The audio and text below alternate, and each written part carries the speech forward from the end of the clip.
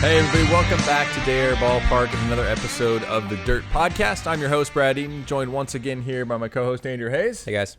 Now, this year we started off the season with a podcast with our manager, Bryan LaHair, new guy in town, learn a little bit more about him. We decided that'd be a fun way to end the season as well. So Bryan, welcome back to the podcast here as we wrap up our last regular season podcast of the year. It's great to have you. Yeah, thanks for having me. Awesome. So as an outsider, right, the average fan looks at this season and depending upon, I guess, maybe their level of knowledge of how minor league baseball works, they could look at it one of two ways. They could look at it as you guys were amazing in the first half and weren't nearly as good in the second half. But my assumption is, based on some of the conversations we've had, there's probably a different story to tell from the manager's point of view. So tell us, how the season has gone for you, kind of that storyline, the arc of the season, right? From having some great talent here that was gelling early to really good talent now as well, but still kind of learning the ropes, and you see that in some of the wins and losses. Yeah, no,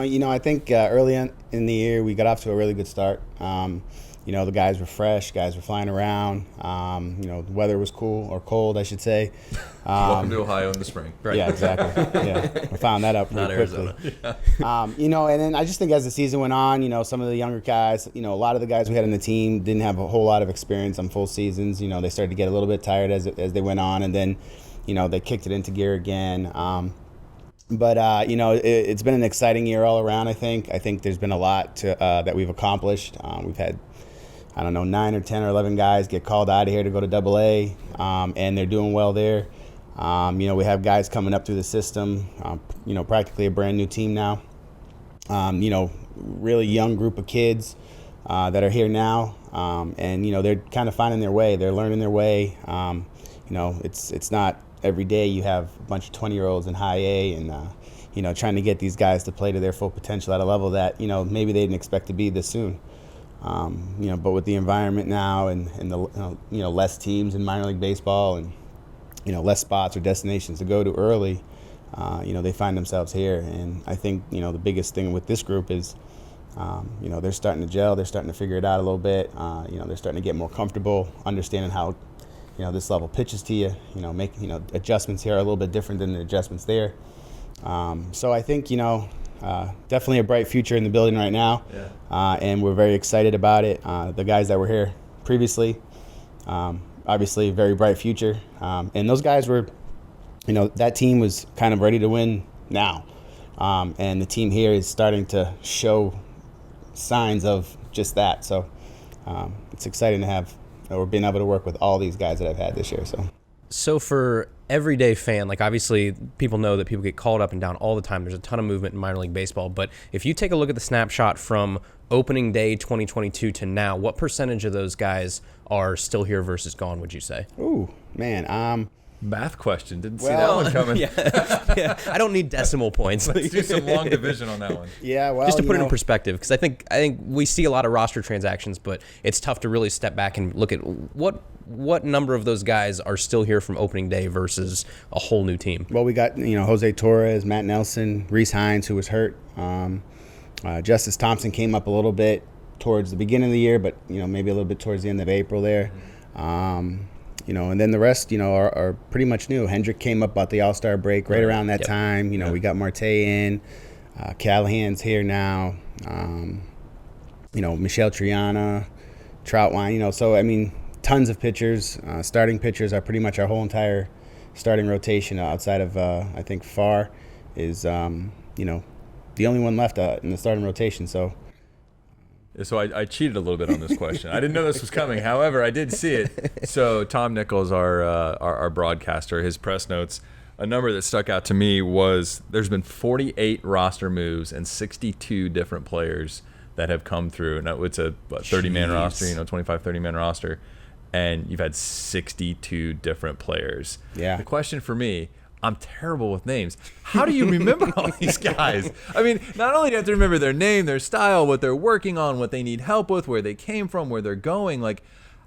How do you keep track of all that? That's because as a manager, ultimately you're responsible for everybody down there. How does that work? Well, name tags? Well, first on the back of their jersey. first and foremost, I care about these guys too, you know, so I pay a lot of attention to these guys. I watch them every day. I would say the only player that I really didn't get any experience before this year with is Stephen Layton. For some reason, Stephen Layton, when he came over the last couple of years, he's been in Daytona. He went straight to Daytona. So he was probably the only one I haven't really worked with. I think the rest of the guys came in draft camp last year.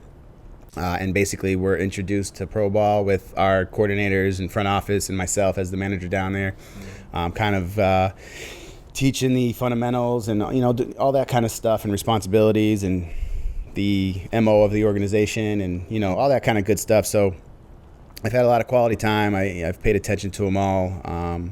I've got to know them all. And, you know, it's not like when you get to spring training for the first year, like 5 years ago when I was with the Reds, I come into spring training and every single person in the building is brand new. So I'm learning 300 names versus 30 names now a year. So I've kind of learned how to manage learning 30 names versus 300. So manage the process a little bit better. I'm getting better at that, yeah. So yeah.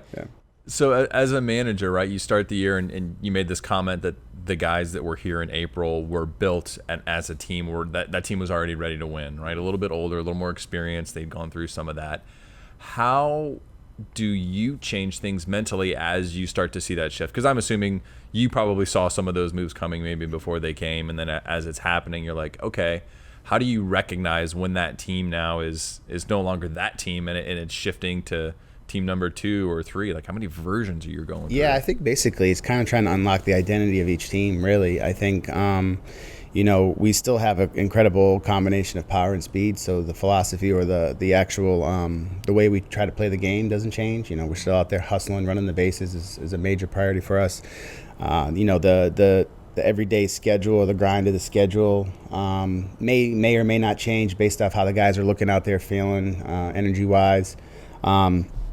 But I just think that, you know, the overall message, at least from me over the last several years, has been the way we're going to play the game and how we're going to play the game hard and relentless and just coming at teams. And, you know, this team is starting to really figure it out, I think. You know, we got a lot of incredible impact-type players here, you know, with the ability to, you know, put us in spots to win games at the end of the day. So I think, you know, once they settle in more, which they're starting to, you know, that's where they start to take over for themselves.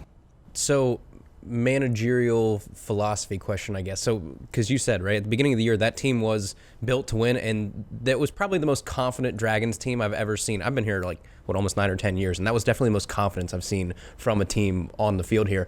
What do you do as a manager in that situation? Because I assume it's like a delicate balance. Like, do you let them still have their fun and have their confidence and exude it, or do you have to kind of try and keep them a little bit humble because you're like, yeah, you guys are on a roll right now, but this could end at any point. Like, tread lightly here. How do you approach that? Yeah, you know, with a team like that, my initial reaction in the beginning was to stay out of their way, you know, so to speak. But making sure that I'm in their way enough so that they get their work in and that they can get better each day. You know, but then, you know, at times things could get excessive or, you know, the fun might, you know, splurge over into maybe getting a little out of hand at times. But I think at the end of the day, the most important thing for me is to try to get these guys to play to their full potential when 7 o'clock shows up. And if that means them hitting a home run and watching it for an extra second, because, you know, the new age these days, and it's not just us doing it, everybody does it, then, you know, maybe we view that as all right, let's have fun, but let's still be respectful.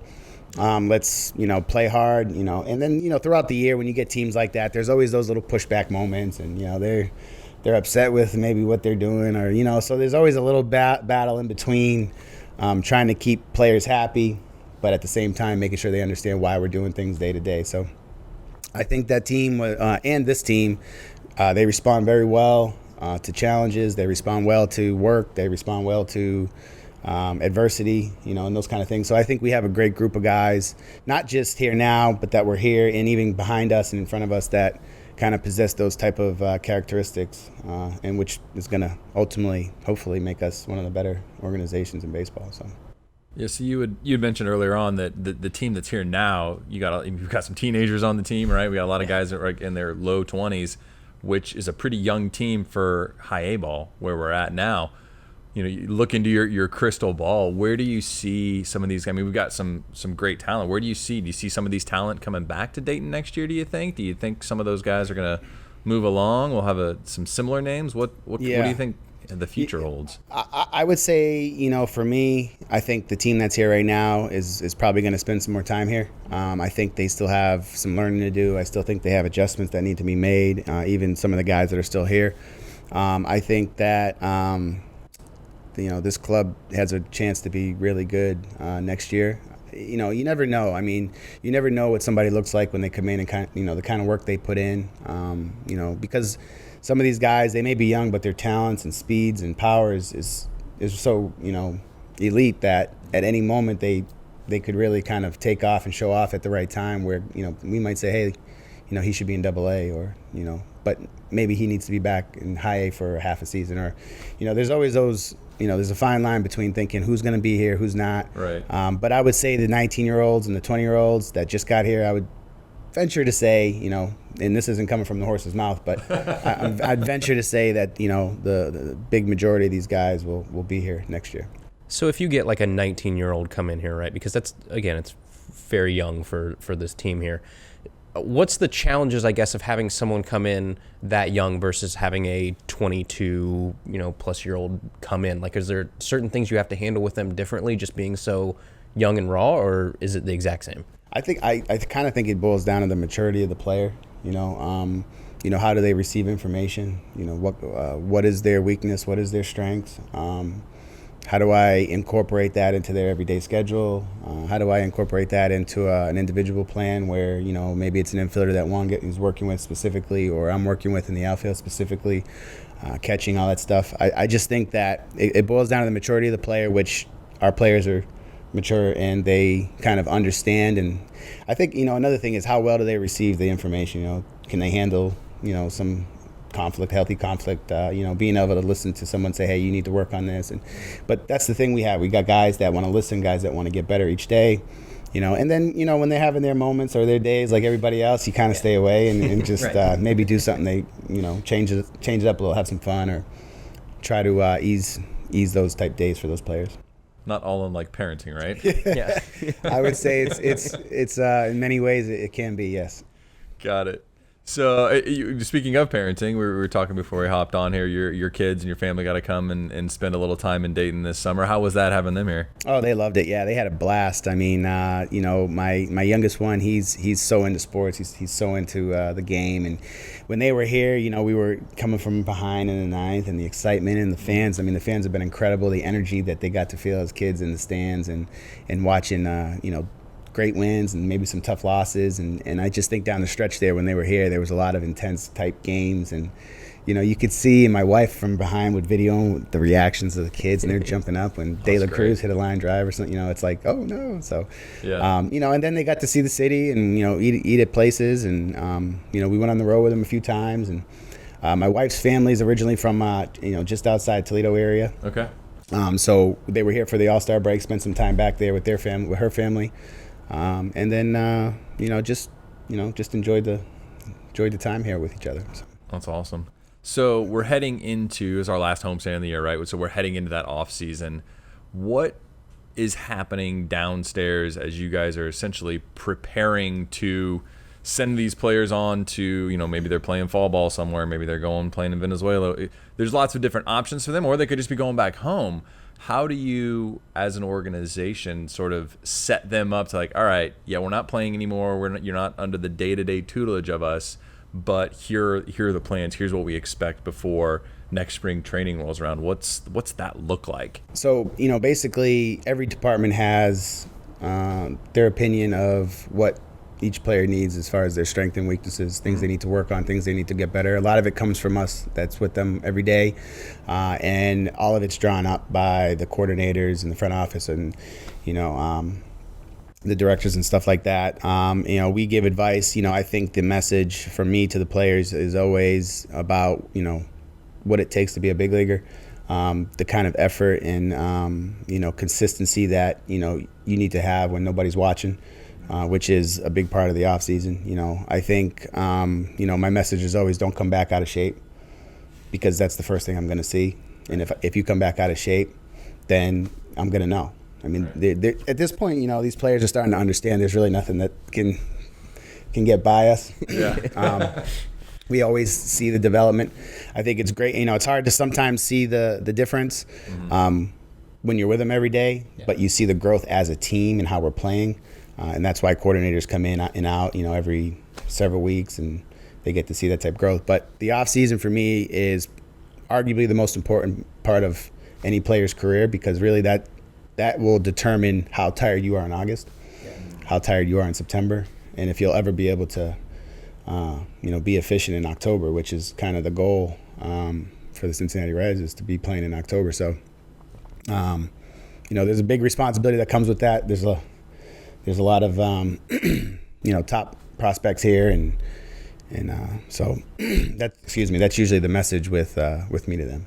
So when someone's about to go into the off season, is there a thought process to like, hey, this player we would like to see probably still continue to play somewhere, versus we just want to see this player, stay in shape, do their workouts, and go through the regimen? Or is it just kind of a shoot of each of their own? Yeah, so we'll have some players that that are from the DR that have respective teams they get to work out with and have fields to go to. There'll be some players that go to instructional league.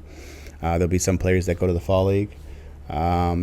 Every player will go home with a player plan from each department, whether you're an outfielder, whether you're the strength department will drop stuff. The strength department is constantly in contact with all of our players to see how they're making progress.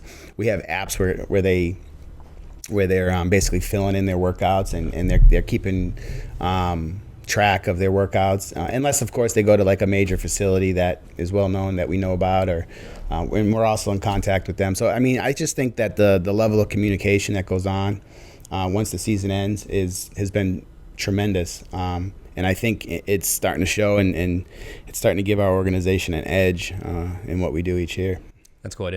I assume there had to be some way to keep them accountable, because on one hand you're chasing your dreams, so yeah, you want to stay in shape and do everything you can. On the other hand, you're a 21-year-old kid, and it would be really nice to sit on the couch and eat Cheetos for 2 months. So we have quality players here that could definitely handle themselves in winter ball, on the pitching side. I think on the offensive side we probably have a few, but at the end of the day, I think winter ball, when it comes to like Mexico, or when it was Venezuela or the Dominican Republic, usually AA, AAA, and we have some guys that could handle it. So winter ball jobs aren't always easy to come by in A-ball, because you still need to kind of build up a little more of a resume, unless you've been elite or something like that. But we're just the communication, and we hope to build these guys each year so that they understand and respect what they need to do for themselves in the off season, and when we put it on them to get it done. So what about you personally? Obviously, you spend a lot of time trying to develop these players, but on the managerial side, it's sort of the same thing, right? You're working your way up too. You went from Billings to here, and that's, obviously the goal is to keep going up. What do you think is your biggest takeaway from opening day 2022 to now as a manager? I just think, being able to handle, prospects like this on a day-to-day basis, the communication side is been huge for me. I think just the overall understanding that, it's not easy in the minor leagues, because teams do change over. Guys are young. I think, being in A-ball as a staff member over the last several years, and I had a close friend of mine say, you should kind of, when you first start coaching, start in A-ball, and like if someone wants to offer you but to relive what A-ball was, because it's been so long since I've been in A-ball, to relive what those players go through day to day, and the adjustments they need to make day to day, kind of reminds me as a manager, as a former player, some of the things that it takes to continue advancing. And I think the biggest takeaway has been that really is just reliving A-ball, reliving the daily grind of A-ball, and being able to kind of mentor and help these guys and coach these guys along to the next levels. How does this compare to when you were in A-ball? Well, I had some pretty good teammates like Adam Jones and High A, or Vladimir Ballantyne and Jeff Clements and Mike Morris and stuff like that. So and I look at teams like this, and I'm like, those are all big leaguers, and I look at teams like this and I say, man, I'm not quite sure that even though those teams were as good as this one, and top to bottom, 1 through 9, starting rotation with all these guys throwing 96, 97 miles an hour. I think High A now is probably closer to AA than when AA is probably little more advanced now than AA, because of the fast track, and how guys need to move, less picks, more quality, so to speak. So the level increases a little bit. Yeah. So the guys downstairs, right? Obviously, we've got a lot of stuff coming up in the off season. What are some of the things that you personally are looking forward to working on in the off season? Obviously, probably taking some time, spending some time with family. But what do the next several months look like in your world? For me, I think the biggest thing for me is to make sure that I give my kids the attention they need. My wife, make sure that day to day I'm there for them, and spend a lot of time with them, do things that I missed out on over the last several months. And just, my focus is always just go straight to family. I think this year I need to incorporate the weight room. It's been a while. I kind of lost a little bit of motivation to go in there. So I think for me, that's going to be important for me to find a way to get to that weight room at least 3 or 4 days a week. Yeah. And then, of course, I'll play some golf. So lifting those kids, man. There you go. Yeah. Well, I think those days are done. Well, I guess I shouldn't say that. I do my fair share of throwing the kids in the pool and stuff. But they take a lot of time up, and they're all different. So there's 3 kids, so it's there's a lot 3 different avenues to explore with them. So that's awesome. When do things really gear back up for you? I mean, obviously spring training starts in February, but I'm assuming in the managerial world, the work probably starts before that, right? Yeah, I think the biggest thing is being in Arizona. I'm always a phone call away from helping somebody or doing something at the complex. Mm-hmm. Most times, I've been going to Instructs for the last 4 or 5 years. This year, I'm not going, at least as of now. But I'm usually there like towards the middle, back half of January, when big leaguers start to show up or prospects start to show up. We have strength camps, we have early camps and stuff like that I'm usually involved with in January and February. So, off seasons don't typically last too long. They tend to go pretty quick. No such thing as a real off season anymore, right? Yeah, things will slow down. We'll get a little small mini break. Yeah. So as we're heading into the kind of the tail end, wrapping up the season, you look back now over the last 4 or 5 months here. What are the things that you're really kind of pinning your hat to of like, this was something I was really proud of, whether it be you personally, whether it be the team, whether it be just kind of everything in general? Like, what do you look back on and be like, these were the successes I had here in 2022? Yeah, I just think, just working with the staff, staying on the same page with the staff, communicating with the staff, learning a ton from the staff. I think, the amount of players that have gotten better and that have moved on and they're still having success, building the relations in this building, in our organization, with the players. I think that's huge, and for me, I think the most important thing here and is all about the development. There was a lot to take from the feel those guys had when they probably felt like they were the best team in the world. Yeah. And then there was adversity those guys had to go through when, they weren't the best team in the world and they started to lose. So I think, all the perspectives of this season has been tremendous, not just for me, but for the players too, to understand the little details inside of the game and that every day is just as important as the last, because from day one we were in first in the first half until the very last day of the second half. So there's so many little things to take from and learn from this whole season that will only benefit all of us in the end. So what obviously we talk about like when things started to go wrong and like there hadn't been very many losses in the first half of the year, and then you start to see those, and then it's like, okay, 1, no big deal. Couple, all right, guys, come on. All of a sudden they start to rack up. What do you are you pulling triggers at that point to try to like get guys to see or to realize, like, what's the mentality? What's happening down there as those losses start to rack up for one reason or another? Is it less about, okay, don't focus on the loss, focus on you, or is it like, no, this is where we got to focus on team kind of stuff? Yeah, no, there's so many emotions going on with young players and new players to professional baseball, and whether they're tired or sometimes players think they start to project forward and they don't stay in the moment. Those are just a few of the little things that might happen. But I just think that, things happen for a reason, and that's what happened. Certainly a lot of things to learn from down there's there. There's a lot of guidelines to follow. Pitchers can only throw so many pitches. Players can only play so many games. Players have to switch all around. I tend to do a pretty good job with getting everybody in and incorporating the whole team. Whereas, Double A and Triple A, I might have the same exact lineup in for the whole month, and we're basically just putting, that lineup in that makes most sense every day. But in A ball especially, it's not reality. There's a lot of things to navigate around. There's a lot of things to, you lose players. We lose, like Abbott's and McGarry and then Phillips. And then, it's just, there's so many things that transpire in a minor league season that, but when they go up, that's really where the success comes for the staff, because, if they go up and they do well, or, then it's a positive. So now this team's obviously coming back around and playing really well right now too. We see what's on the field, but I always think it's interesting, like in the clubhouse, usually there's like 2 or 3 guys down there that are just like, that make the clubhouse, and they're the glue down there and they hold everything together. Who's that on this team right now that you just feel like is like someone you can't do without down there? No, from day one on, the chemistry's been unbelievable. I mean, win, lose, or draw, we come in every single day like it's a new day. The energy in the clubhouse from day one till now has been immaculate.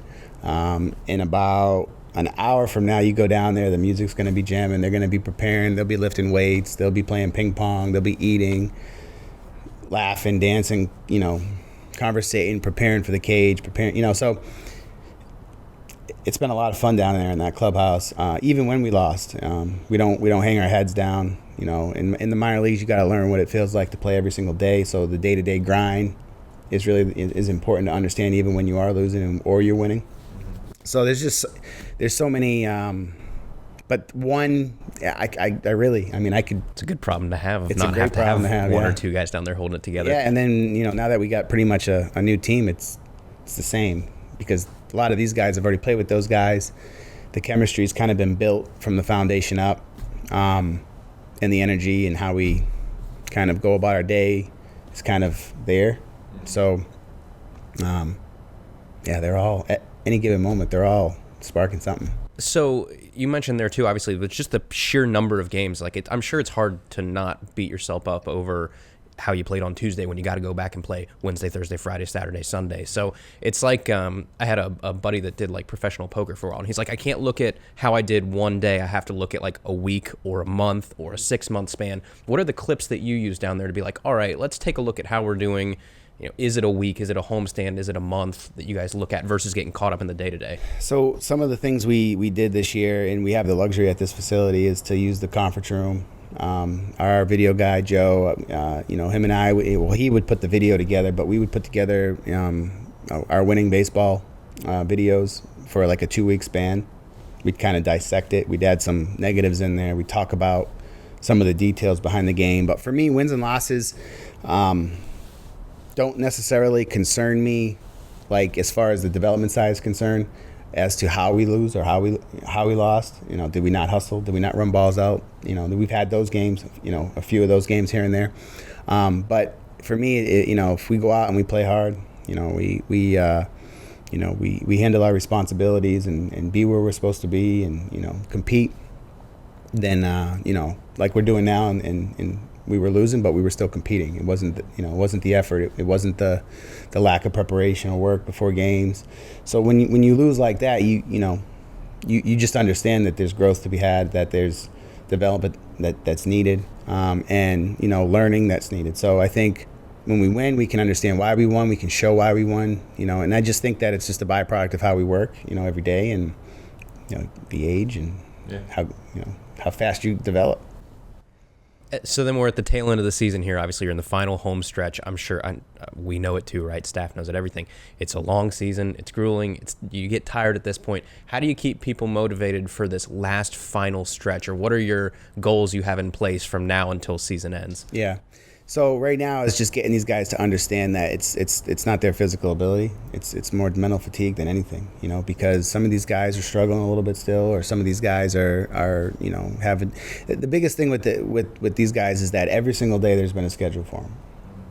There's something on that schedule for them that they have, they have to show up every single day and do something, So there's always something every single day, and I think guys that in their first season that go through that for the first time, or for 1.5, maybe some of them had a little bit of experience last year, but to have that first full season, mental fatigue definitely will set in, even if you are having success. And I just think it's talking them through it. It's getting them to understand that this is the time where it's starting to happen, so that once again, when they go into the off season, they can reflect and they can look back at why maybe they got worn out mentally down the stretch, or why that type of fatigue started to set in, and so that they can prepare for it and get better at it for the following year. I mean, it kind of sounds like, especially as you look at like the role as a manager of the team, right? There's almost like two different report cards, right? The average fan, the first thing they're going to look at is wins and losses. And what I'm hearing you say on fairly regularly is like, yeah, the wins and the losses, they tell you something, but that's not the main part of the story. The main part of the story here is development, because of all the things that are going on behind the scenes. Same thing with the players. It sounds like, we're going to look at how many home runs the guy got. We're going to look at his batting average, where you and that player are probably looking at something completely different in terms of how they're developing, and that's where maybe some of the mental side comes in. Yeah, being unselfish, really. Getting these guys, somewhere along the line, they've been kind of taught, with this new era of all that matters is home runs, all that matters is strikeouts, for example. Well, in reality, that's not the truth. The truth is that if you play for your teammates, I can't have a 100 RBI season if my teammates don't get on base and don't draw walks and aren't competitive and aren't wearing pitches down. They can't have 100 runs if I don't have 100 RBIs. It's like, sometimes when you sacrifice yourself, you get rewarded later, And so I just think the overall unselfishness, team concept, play for each other, have each other's back, those principles, those key principles, I think for me help to build a winning atmosphere or a winning mindset in some fashion. So those are core principles and takeaways that these guys have to understand, that it's not in the grand scheme of things, it's never about you. It's never about one individual. It's I think if you start to think it's just about you're probably not going to make it. But if you can prepare and control what you can control and stuff like that, I think then you have a chance. So, just trying to get these guys to understand that type stuff. It's important, because at the end of the day, it's about the Cincinnati Reds. It's about winning World Series in Cincinnati, and these guys are down here working hard to hopefully help that one day. So it's probably a pretty big shift for some of these guys, especially the younger ones who have, you're a blue chip athlete, and it's always been about you. The stories have been about you. The newspaper clippings have been about you. The perfect game, all that kind of stuff has always been about you. And now you got to get here, and there's a whole other side of the game that they probably haven't learned. Exactly. You get the pleasure of teaching them, huh? Yeah. It's not always a fun conversation. Let me show you how this works. A little humility, yeah. It's not always a fun conversation, but I think it's a lot easier to have those conversations when you gain respect from the players, when they respect you and they understand it's coming from a good place, that we care about them. I think at the end of the day, the staff, it's important that the players know we care about them and that we're here for them. Bit different than when you were coming up through the minor leagues? Yeah, it definitely. I mean, I had coaches that cared about me. I think for me, the one thing my dad told me when I signed was, whatever they tell you to do, you do. Trust every single coach in that building. And I think that's one of the biggest things, is getting these guys to trust us sooner than later, because you can't do it on your own. And we got a lot of staff members throughout the organization with a lot of knowledge and a lot of experience. So the faster we get these guys to trust us and understand where we're coming from and why we're here, then usually the development side of it, the progress happens quicker. And I think that's got to be the hardest part of your job is, like you said, you've got these blue chip athletes that have been told they can do no wrong. Their 96-mile-an-hour fastball and one other pitch got them through to this point. It's like, that doesn't work anymore, right? You have to trust us, but trusting someone that you maybe just met 6 months to a year ago to change your mechanics on something that's worked for you for 10, 15 years, like I'm sure that's a tough wall to break down for people. So I think that's, you correct me if I'm wrong, but I'm sure that has to be one of the hardest parts of your job, just the nuances of getting someone to buy into something that hasn't necessarily worked for them for their entire life up until now. Yeah, exactly. That's why there's always a grace period when we first sign them. It's like when we're in rookie ball, it's like, all right, we're not going to change anything for like 30 games or 150, 25 at bat. I don't know.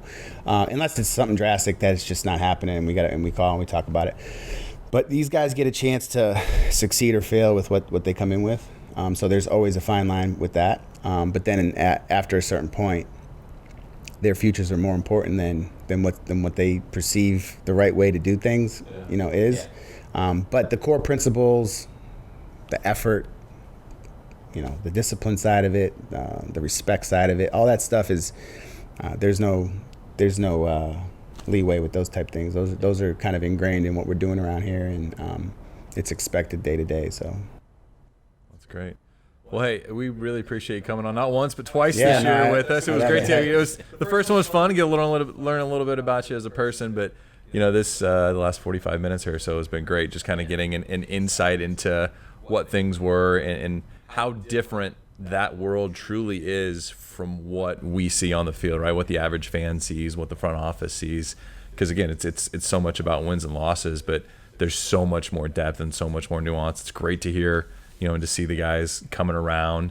Essentially you've been a manager of, correct me if I'm wrong, at least 2 different teams this year. Yeah, exactly. If not almost 3, really. I feel like this is our second team here this year, which is it's a positive. Yeah, but so it's been really fun. We really appreciate you giving us an insight into all that, and best of luck. Enjoy the off season with the family and the kids, and hopefully we'll see you back around here next spring. I really appreciate having you. Thank you.